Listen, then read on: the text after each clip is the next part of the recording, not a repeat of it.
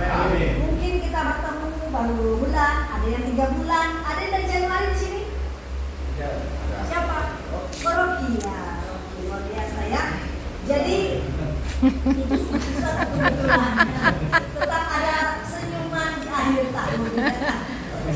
Karena gini, nggak ada di Alkitab ini dikatakan Allah sedang merenung. Di sini dikatakan Allah tertawa. Artinya Tuhan Yesus suka kali melihat anak-anaknya di bumi tersenyum tertawa. Apakah Tuhan tak tahu kita punya persoalan? Tahu kali lah. Aku yang dilihat di surga melihat ke bawah, kata firman Tuhan. Aku melihat ke bawah. Artinya dia melihat kita yang lagi nangis, yang lagi terjepit, yang lagi dijolimin, yang lagi mengalami ketidakadilan, yang difitnah dan segala macam. Tuhan tahu. Siapakah yang bisa melihat kita ketika kita melakukan sesuatu yang tidak dikehendaki Tuhan? Misalnya dosa, berdoa, mencuri, berzina, apa saja. Orang lain nggak tahu. Tapi Tuhan, katakan dalam firman Tuhan, aku di surga melihat ke bawah.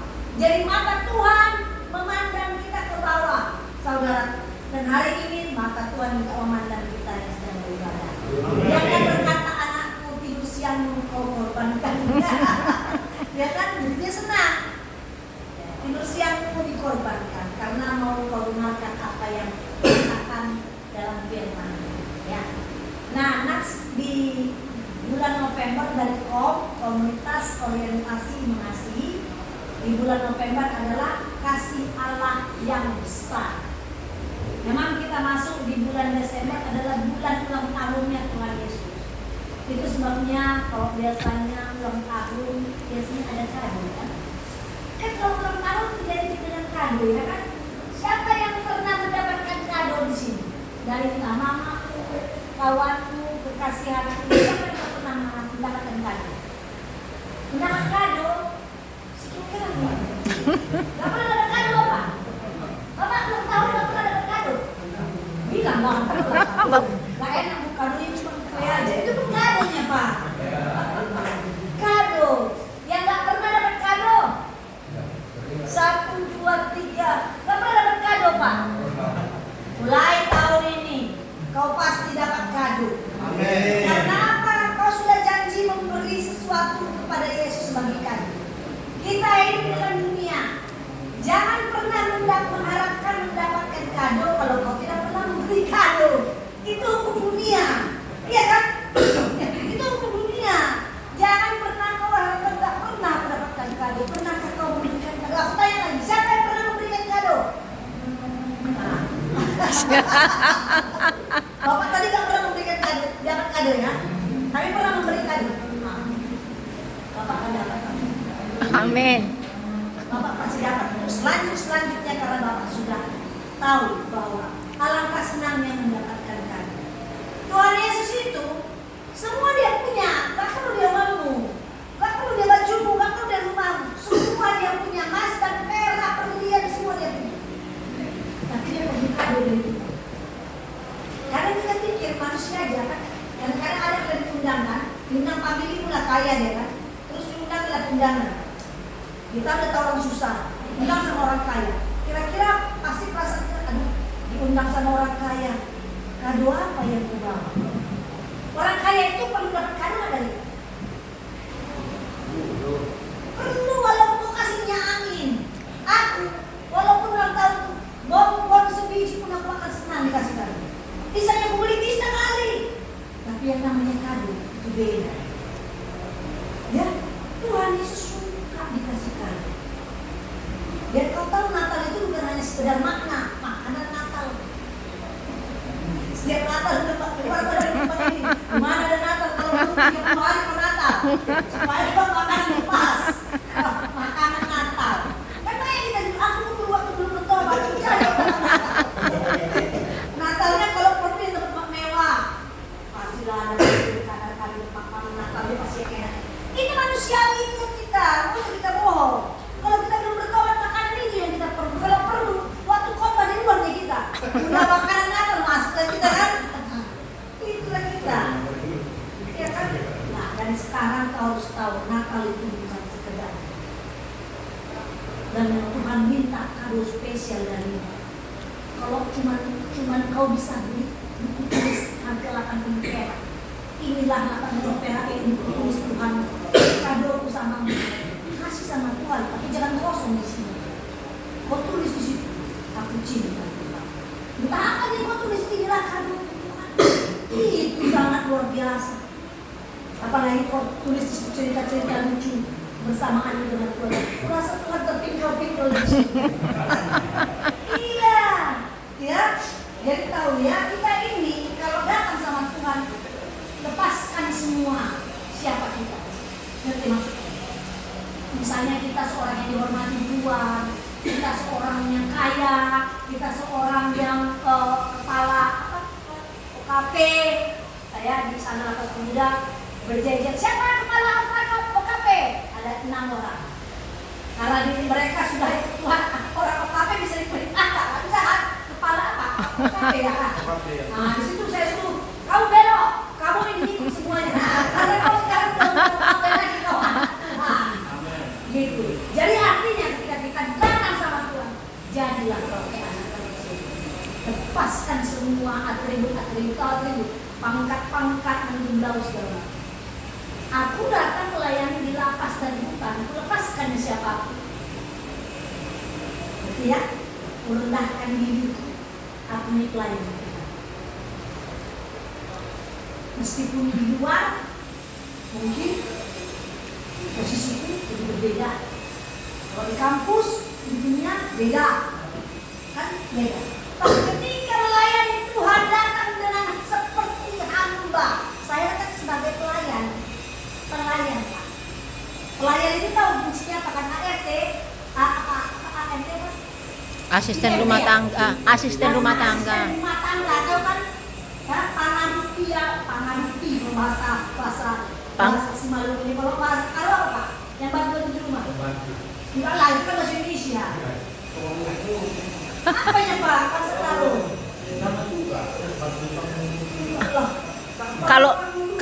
Kalau nggak tahu bahasa Indonesia, Pak, orang Karo ngomong pembantu apa, Pak? Pangurubi. Kalau ada? Kalau kamu itu teladang Di rumah. Pembantu. Udah nggak usah berantem, berarti pembantu. Ada di sini. Jawa. Nggak ada. Melayu nggak ada juga. Jadi kalau Batak di sini ada. Jadi itulah kita kalau datang sama Tuhan kayak anak kecil. Jadi kalau keluar dari sini, udah cantik kau pakai dulu sini, kau pakai celana pendek yang mana kali untung itu kau pakai. Tapi kalau ketika kau gereja di luar, kau pakai baju yang keren. Apalagi yang belum menikah, udah yang paling bagus kau pakai kan, yang rambut set, kan? Celana yang keren, punya parfum, ya kan? Siapa tahu ada nyantol satu kan? Kan itu. Padahal kalau datang ke gereja untuk tempat pesonanya, bukan Tuhan. Kita harus terang sama Tuhan. Kalau kita datang sama Tuhan, kalau datang tiba-tiba kalau di sini panggilan kepada Ngerti. Hari Selasa berhadapan dipanggil kepada kantor Menkumham di Medan. Kira-kira mau kita pakai celana pendek dulu? Ya. Kayak mana ya ini? Kau biasa pakai celana Mandi lo kan? Kau pakai celana panjang, kau pakai keren kan? Karena mau jumpa kepala Menkumham. Itu malah kepala Menkumham dah. Kalau kau jumpa Tuhan, nampak dia. Mana yang baju yang 3 hari yang lalu kau pakai kau lakukan kan? Ada cium-ciuman Tuhan. Tidak tahu kalau beritahu tidak. Ya, ingatkan kalau kau keluar, pakai yang terbaik. Datang sama Tuhan, berikan yang terbaik. Amin. Kasih orang baju baru. Aku tunggu sampai Desember, pakai pelayanan. Karena tahu kalau aku melayani Tuhan. Kan malu dengan Tuhan. Kau aja kalau jadi anggota OKP, kan supaya keren, pakai yang keren kan? Memang atribut rantai-rantai juga rantai-rantai di sini ya kan? Supaya keren. Terus ditanya siapa kau dalam ini? Saya dari bapak sendiri OKP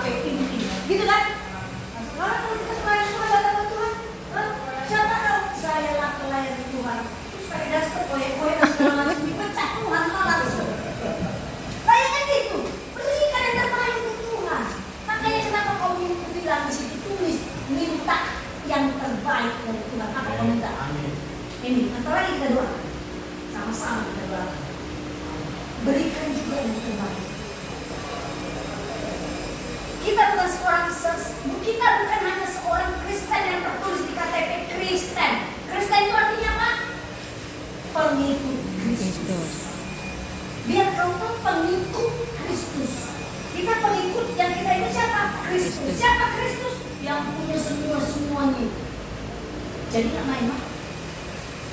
Bukan pengikut OKP, pengikut Kristus. Jadi biar kau tahu kau pengikut Kristus, tunjukkan diri siapa Kristus. Perkara baju bukan baju mahal, Tuhan nggak bisa, nggak lihat itu. Yang penting bersih, rapi, saya pengikut Kristus. Cuci baju bersih, saya pengikut Kristus. Begitu, ya? Oke, mantap.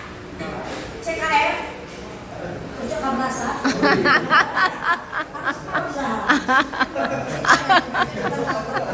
Kerja kabrasa, lepaskan. Oke, kita masuk tema bulan ini adalah Allah yang besar. Ya, dari Mazmur 136 ayat 4 ayat 1 sampai 4. Sama-sama kita baca. Mazmur 136 ayat 1 sampai 4. Kuat-kuat kita baca supaya setan itu lari. Lari dari sini. Mazmur 136 ayat 1 sampai 4. Tadi kan udah baca Mazmur 32 ya. Gak jauh-jauh dari situ ya. 136 ayat 1 sampai 4. Sudah? Oke. Amin. 2, 3. Bersyukurlah kepada Tuhan sebab Dia baik, sesungguhnya untuk selama-lamanya kasih setianya. Bersyukurlah kepada Allah segala Allah, bahwasanya untuk selama-lamanya kasih setianya. Bersyukurlah kepada Tuhan segala Tuhan, bahwasanya untuk selama-lamanya kasih setianya. Kepada Dia yang seorang diri melakukan kerajaan semesta, bahwasanya untuk selama-lamanya kasih setianya. Sama-sama kita katakan Amin. Saudaraku yang dikasih Tuhan, kalau dibilang bersyukurlah kepada Allah karena Dia baik, iya, Dia memang baik. Tadi siapa yang dalam kesaksian baik? Anda ya? Jangan kau bilang Tuhan tidak baik. Dia baik sekalipun di tempat seperti ini, Dia selalu baik. Dia bukan Allah yang pilih-pilih, mesti baik di tempat gedung besar, di gereja besar aja Dia baik. Untuk orang-orang yang kaya-kaya Dia baik, enggak. Untuk orang-orang kita yang gak ada uangnya pun Dia sangat baik. Amin. Orang-orang yang apa namanya dihina atau dianggap gak ada, atau seluruh orang mengatakan dari keluarga mengatakan kau itu sampah tak berguna, Dia tetap Tuhan yang baik. Amin. Baik artinya apa? Dia peduli. Kalau kita lihat apa arti baik itu maksudnya apa? Kalau bapak ini kasih sama kami aku bilang Pak, dan bilang baik. Terus tiba-tiba bulan Januari tadi kasihnya lagi. Apakah aku pikir bapak akan bilang tidak baik? Oh belum tentu. Siapa tahu kedai itu. Nah ya kan gitu. Jangan bilang dia nggak baik, karena selama setahun dia kasih dia minum. Tiba-tiba bulan tahun depan, bulan Januari nggak ada minum. Terus kami semua susah. Pak kedai nggak baik lah. Padahal itu musuh kedai itu aqua habis, nggak ada. Kami nggak minum Fanta. Kedua nggak ada. Tapi Pak bilang, begitu juga Tuhan. Jangan kau kira penderitaanmu sekarang ini kau bilang Tuhan tak baik. Hanya yang kau bilang waktu kau mengalami keadaan yang nyaman, ringan, baru Tuhan baik. Kalau ditolak PK-mu, kau bilang Tuhan tak baik. Bukan. Terus kau dengar orang yang kau kasih tiba-tiba dipanggil Tuhan, kau bilang Tuhan tak baik. Tidak. Dia memang sudah waktunya. Kita ini masuk ke dunia ini. Udah ada catatan. Tanggal sekian, bulan sekian, jam sekian, hari sekian, cara pulangnya adalah jatuh dari tanggal. Gak ada Pak. Jadi gak usah sesali apapun, sudah waktunya kan, kecuali datang gak dipanggil. Kalau datang gak dipanggil, pulang bungkus, terus bunuh diri. Itu datang gak dipanggil. Kalau gak dipanggil itu datang, belum waktu. Lain-lain, gak ada tempat. Kan gak ada tempat. Sempit tempat kata Tuhan, gak ada tempat, udah penuh untuk orang-orang yang dipanggil. Jadi jangan pulang gak dipanggil ya. Pulang dipanggil. Ada yang kau mungkin umur 80, ada yang umur 30, ada yang umur 50, macam-macam.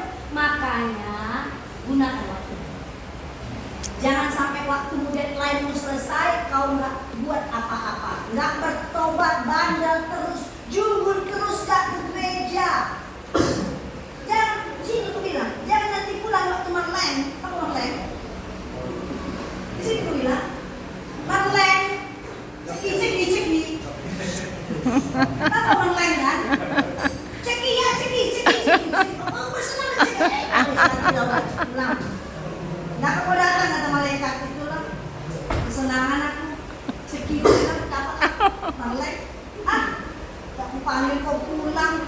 engkau dalam keadaan meleng, merceki-ceki. Enak kok. Saudaraku yang dikasihi Tuhan, jangan kau pikir hidup ini terus ada. Matinya kita semua pindah alam. Kapan waktunya, caranya bagaimana, ada waktunya. Pak Gembira ini memang sesuai namanya Gembira. Kok tahu tak kayak begitu. Tapi usaha tetap ada kan? Iya. Loh, kau imani Pak, sini dokter kasih tahu. Satu perempuan di lapas tanah. Divonis seumur hidup. Kenapa kasih tahu? Belum kasih tahu seumur hidup.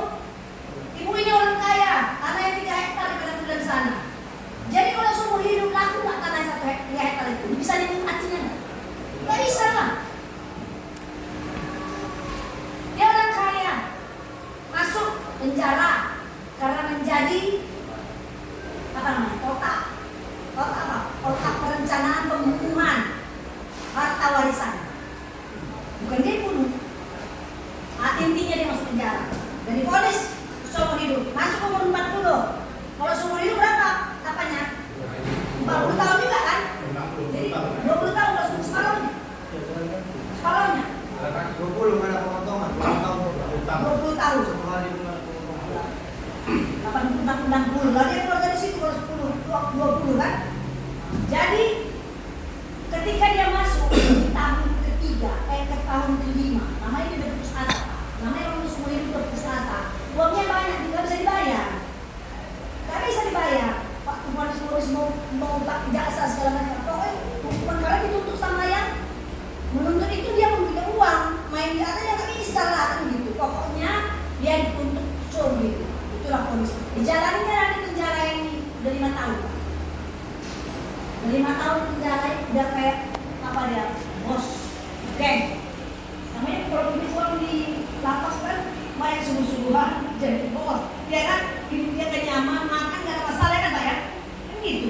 Saya panik untuk makin pendek kalau orang dari mana sekali. Tahu lah. Jadi punya uang dia. Makan gak masalah. Cuma pengen gak kalah sama dia orang kaya.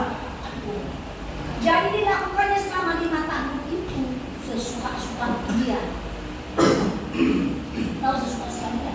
Dia mau main judi, dia mau main uang, pokoknya dia keras orang banyak yang dilakukannya sesuka dia. Dia pikir udah seumur hidup pun kalaupun nanti udah kali-kali dia masuk kamar kamar sel, staf sel, masuk keluar gak ada masalah sama dia. Keluar masuk ada masalah, udah beku hatinya. Udah seumur hidup aja ini pikir pokoknya hidup di penjara ini, pokoknya udah hidup mati, udah dilakukannya hal-hal yang macam-macam, segala macam. Pokoknya semua di situ harus sama dia, karena dia bos. Kemudian satu kali, udah menjelang 5 tahun, orang kan membuat jalan dulu, iya kan? Kalau kita lakukan DPK 1 hari setiap hari, kau mau nggak? Harus dipaksa kok tiap hari sama DPK 1 bulan aja, nggak bisa yang lain. DPK, terus sama DPK. Nggak bisa muntah-muntah sama DPK, yang muntah-muntah kemudian nggak bisa kau makan. Jangan kau makan, muntah kemudian itu muntah.